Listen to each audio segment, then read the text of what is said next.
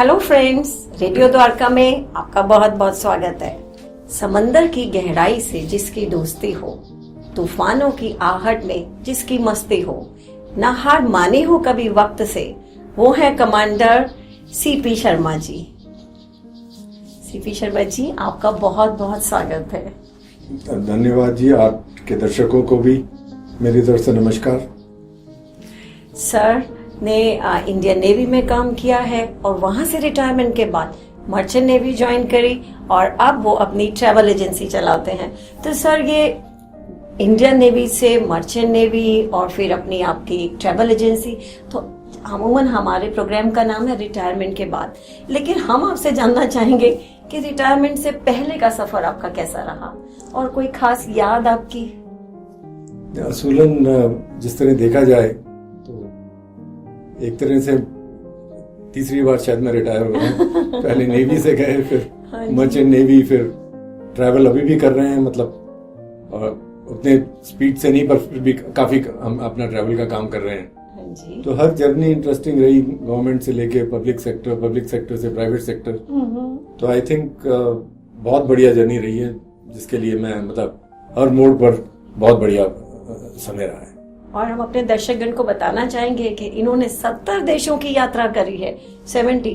Sir, कोई ऐसी कोई खास जगह जो आपको अभी भी याद हो या आप दोबारा ऐसी जगह कहीं जाना चाहें? एक्चुअली जब भी कोई मेरे से ट्रैवल का सवाल पूछता है, और मैं मतलब कई देश तो पता नहीं कई बार गया हूँ, और मुझे पता नहीं हर बार जिस जगह जाता हूँ मुझे अच्छी लगती है, पर किसी कारण इटली एक ऐसा देश है, वहाँ मैं बहुत बार गया हूँ कि वहाँ का कल्चर, आर्ट, खाना, फूड, पीपल, मतलब इट इज अमेजिंग। ये नहीं मैं कह रहा कि दूसरी जगहों में कोई कमी है, परंतु मतलब हर जगह अपनी जगह अच्छी है। और मैं हमेशा यही कहता हूँ, मैंने इतना ट्रैवल किया है कि कभी मुझे कोई बुरा एक्सपीरियंस नहीं हुआ किसी के साथ। हर तरह मतलब लोग इतने अच्छे मिले हैं, इतने मददगार मिले हैं कि मतलब हर जर्नी मेरी बहुत बढ़िया रही है।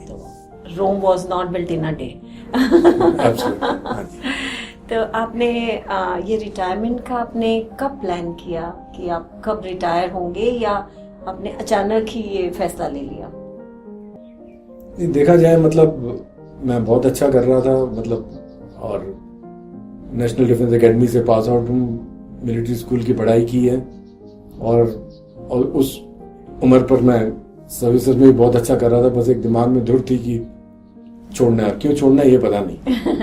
बस वो करते करते एक दिन 12 साल की सर्विस के बाद छोड़ दिया, और उसके बाद जिंदगी जिस तरीके से मैं आगे लेता गया, मतलब किसी स्टेज पर रुका नहीं। तो आपने जब रिटायरमेंट ली तो कुछ आप हमारे दर्शकगण को बताना चाहेंगे कि फाइनेंसेस, क्योंकि आपने जब जैसे कोई भी इंसान, आपने तो चलिए आगे आगे बहुत सब कुछ करते रहे, लेकिन रिटायरमेंट एक ऐसा है, या तो एक एज के बाद में हो ही जाता है, लेकिन अगर कोई पहले ले तो फाइनेंसेस को कैसे मैनेज करे और फाइनेंसेस के बारे में क्या प्लान करे? देखिए, मैं हर स्टेज पे जब मैंने जल्दी भी छोड़ा, मुझे पता है ये नहीं कि जो अपनी सर्विस के हिसाब से जो मुझे मिलना था, ये नहीं कि वो कम था ज्यादा, वही मुझे मिल सकता था, परंतु मैं हर उस स्टेज पर भी मुझे लगता है कि अपनी थोड़ी प्लानिंग उससे जल्दी भी शुरू करनी चाहिए। और रिटायरमेंट के बाद एक ऐसी सिचुएशन होती है कि एक तो पहले मैं रिटायरमेंट को के बारे में ये कहूंगा कि मतलब रिटायरमेंट को एक क्या कहते हैं, ढलता सूर्य नहीं समझना चाहिए, बल्कि एक जिंदगी के नए अध्याय की सुनहरी सुबह समझना चाहिए। और रिटायरमेंट से पहले ही मेरा ख्याल है अपने फाइनेंसेस हर किसी को देखने चाहिए। आप अगर सरकार में है तो चलो आपको पेंशन मिलती है, बट कई लोग हैं हर कोई सरकारी नौकरी में नहीं है, या हर जगह पेंशन मिलती है। तो मैं बड़े एक मशहूर लेखक हैं जिन्होंने एक किताब लिखी है, rich dad poor dad. Rich dad poor dad. अच्छा, रिच डैड पुअर डैड। उनका नाम है रॉबर्ट कियोसाकी। बड़ी इंटरेस्टिंग किताब है। वो कहते हैं जी आप पैसे के लिए काम मत करिए, पैसे को अपने लिए काम करेंगे। तो उनका कहना एक तरह से ठीक है, अगर आपकी आय है उसके बारे में मत सोचिए, आप अपने एसेट्स देखिए, रियल एस्टेट देखिए, शेयर्स इन्वेस्टमेंट देखिए। कहने का मतलब ये है कि उनकी सोच जो पारंपरिक सोच से थोड़ी अलग है। वो कहते हैं कि अपना धन बढ़ाइए और उन्होंने काफ़ी कुछ इसके बारे में लिखा है, और what you can call it wealth building mindset वो क्रिएट करिए। तो मेरा ख्याल हर किसी को, बच्चों को तो ये किताब जरूर पढ़नी चाहिए, और रिटायर भी जो हो गए उनको भी पढ़नी चाहिए। और इसी तरीके से अपनी इन्वेस्टमेंट्स रखिए, चाहे पीपीएफ है, मेडिकल है, इंश्योरेंस बहुत जरूरी है, अपनी सेविंग्स रखिए, और वो आपको बढ़ती उम्र के साथ ज्यादा सिक्योर रखेगा। और वो काफी पहले से ही मैनेज करना नहीं, वो बहुत पहले से, मैं कहूँगा शुरू से ही। मतलब पीपीएफ तो एक ऐसी चीज है, मैं अपने बच्चों को, किसी को मिलता हूँ, कहते हैं पीपीएफ तो आप करिए, वो तो एक तरह की आपकी सिक्योरिटी है, और उसमें ना कोई लाइबिलिटी है, ना कुछ है, ना वेल्थ टैक्स है, ना इनकम टैक्स है। मतलब वो तो बेसिक चीज तो किसी हालत में हर किसी को करनी चाहिए, बच्चों को शुरू करनी चाहिए। हाँ जी। तो दर्शकों, आपने देखा कि सर ने फाइनेंसेस के लिए कितना सब कुछ बताया, और हमको कितना उसको स्टार्टिंग से ही मैनेज रखना चाहिए, जो कि बहुत इम्पोर्टेंट है। तो सर, आप तो अपना इतना सब कुछ कर रहे हैं, और आपका तो कुछ काम अभी तक बरकरार है, इतना आपने चेंज किया, और आपने शायद ऑयल के उसमें भी कहीं कुछ आपने ऑयल फील्ड में ओएनजीसी में एक मल्टीपर्पज सपोर्ट वेसल में मैंने कि आप किताब भी लिखते हैं, और आप सोशल वर्क भी करते हैं, जो कि आमूमन आप बताते नहीं है, लेकिन आप गर्ल चाइल्ड के लिए बहुत काम करते हैं, वो भी है। तो लेकिन आम आदमी इतना सब कुछ तो नहीं कर सकता है, तो आप हमारे दर्शकगण को कुछ बताएं कि और हम किस चीज में अपने आप को बिजी रख सकते हैं, क्योंकि मन लगाना बहुत जरूरी है। खालीपन हो गया, पैसा भी है, ठीक है, लेकिन काम क्या करें? अकेले बैठे हुए हैं, कुछ करने के लिए नहीं है, समझ नहीं आता कि क्या करें। तो आप बताइए और क्या किया जा सकता है? देखिए, रिटायरमेंट जब आप इतने साल की आपके पास मतलब आपने काम किया है, तो आपके पास एक्सपीरियंस है, क्वालिफिकेशन है, तो उसके बाद कई संस्थाएं आपको अपने पास एज मेंटर रखना चाहेंगी या एडवाइजर रखना चाहेंगी, वो एक ऑप्शन है। दूसरा ये तो या कोई रियल एस्टेट में जा सकता है, कोई आप एंटरप्रेन्योरशिप छोटे तरीके से कर सकते हैं, जिसमें आप अपना ज्यादा पूंजी मत लगाइए, क्योंकि रिस्क भी है एंटरप्रेन्योरशिप में। और बाकी अपने आप को बिजी रखने के लिए बहुत कुछ है। आप सैर कर सकते हैं, आप घुड़सवारी कर सकते हैं, आप गोल्फ खेल सकते हैं, तैरने जा सकते हैं, मित्रों को मिलिए, और एक बहुत जरूरी है कि आप स्पिरिचुअलिटी की तरफ जा सकते हैं। और जैसे मैंने कई साल पहले रोटरी के साथ ज्वाइन किया, ऐसी कई संस्थाएं हैं जो बहुत ज्यादा चैरिटेबल काम करती हैं, और उसमें दो काम है, आप नए लोगों को मिलते हैं, अलग अलग व्यवसाय के लोग मिलते हैं, रोटरी और लायंस क्लब हुआ, इनको ज्वाइन किया, और कई ऐसी संस्थाएं हैं जो आपको जरूरत से ज्यादा बिजी रख सकती हैं। तो आपने बहुत सारे आइडियाज दे दिए, अपने अकॉर्डिंगली दे दिए, क्योंकि हम आदमी घुड़सवारी और सब कुछ तो सोच भी नहीं सकते। मगर हाँ, सही है, घुड़सवारी ना सही तो कम से कम वॉक पे तो जा ही सकते हैं, घर से तो निकल ही सकते हैं। खैर, आप बताइए, ये सेहत से भी रिलेटेड है, सेहत को लेके आपको क्या लगता है सबसे असरदार चीज क्या होती है? सबसे असरदार आदत कौन सी है सेहत को लेकर, जो हर किसी को फॉलो जरूर करनी चाहिए और हर कोई कर भी सकता हो?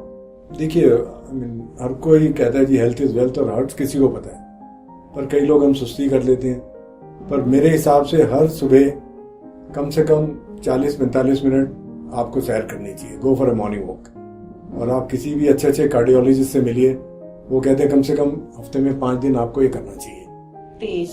तेज चलिए, और तेज नहीं चल सकते, नॉर्मल चलिए एज के हिसाब से, पर उसमें आपकी बॉडी भी, it is like cardiovascular exercise, plus बाहर जाते हैं तो आपका दिमाग भी हल्का होता है, यू आर विद नेचर।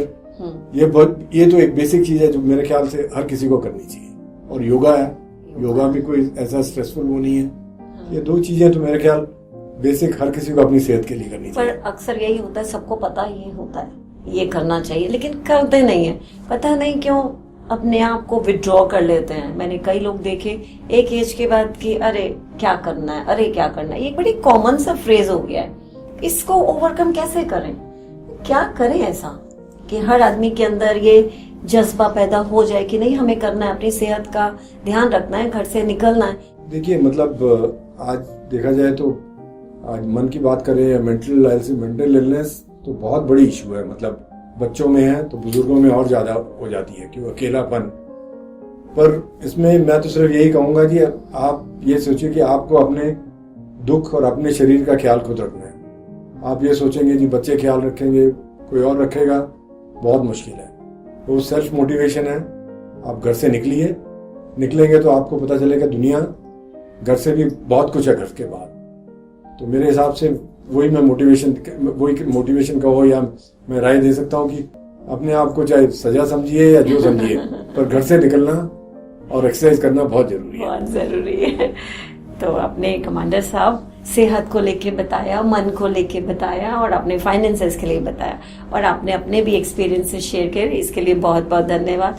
इसके साथ आप हमारे दर्शकगण को कोई भी और मैसेज देना चाहें तो प्लीज। वही अभी एज उम्र की बात कर रहे हैं, रिटायरमेंट की कर रहे हैं। मैं एक एग्जांपल, हर कोई केंटकी फ्राइड चिकन को जानता है, KFC। कर्नल सैंडर्स वो 65 साल की उम्र में उन्होंने ये वेंचर शुरू किया था, जो भी इंटरनेशनल ब्रांड है, और बड़ी भाग दौड़ की, बड़ी मुश्किलें उन्हें आई। तो मेरा कहने का मतलब ये है कि उम्र कोई वो नहीं है कि आप किसी चीज पे शुरू करें, कोई ये स्टेज है, इस स्टेज पे करना है। अगर मन में मतलब विल है तो आप कुछ भी कर सकते हैं। और मेरी राय है कि कभी ये मत सोचिए कि आप रिटायर्ड हैं, बिकॉज रिटायरमेंट आपको ज्यादा चीजें करने के लिए दे रही है जो आप जिंदगी में नहीं कर पाए, अभी आप कर सकते हैं। चाहे ट्रैवल करिए, दोस्तों से मिलिए, परिवार से मिलिए, एक्सरसाइज करिए, मतलब दुनिया भर की अपनी फाइनेंसेस अच्छी तरह देखिए। और एक चीज मैं कहना भूल गया, सीनियर सिटीजन होके साइबर फ्रॉड से बहुत ध्यान रखिए, बिकॉज ये बहुत मेजर वो है जिसमें बहुत सीनियर सिटीजन मतलब के पैसे निकल जाते हैं। वो मेरा ख्याल किसी तरीके से अपने आप को उससे बचा के रखिए। जी, आपने बहुत अच्छी सी बात, बहुत रेलेवेंट पॉइंट बताया। सीनियर सिटीजन ही आजकल तो मैं देख रही हूँ कि बच्चे भी और कई लोग इसका शिकार हो रहे हैं, और आए दिन हो रहे हैं, और ये बढ़ता ही जा रहा है। खैर, आपने बताया कि हमें किस तरह से इसके लिए अवेयर रहना है, तो आपका बहुत बहुत धन्यवाद कमांडर साहब, आप आए, अपना समय दिया। Thank you so very much. Thank you. तो दोस्तों, आपने देखा कि सर ने हमारे साथ कितनी चीजें शेयर करी, और स्पेशली जो लास्ट पॉइंट था, प्लीज ये सिर्फ सीनियर सिटीजन के लिए नहीं है बल्कि सबके लिए है। इन सबसे दूर रहिए। तो दोस्तों, हमारे साथ जुड़े रहिए। आपके कमेंट्स मिल रहे हैं, उसके लिए बहुत बहुत धन्यवाद, और आपके कमेंट्स की हमें हमेशा इंतजार रहेगी। और अगर आप चाहें तो आप भी हमारे साथ यहाँ पर आकर अपने व्यू शेयर कर सकते हैं। You are most welcome. Thank you. फिर मिलेंगे। Bye bye.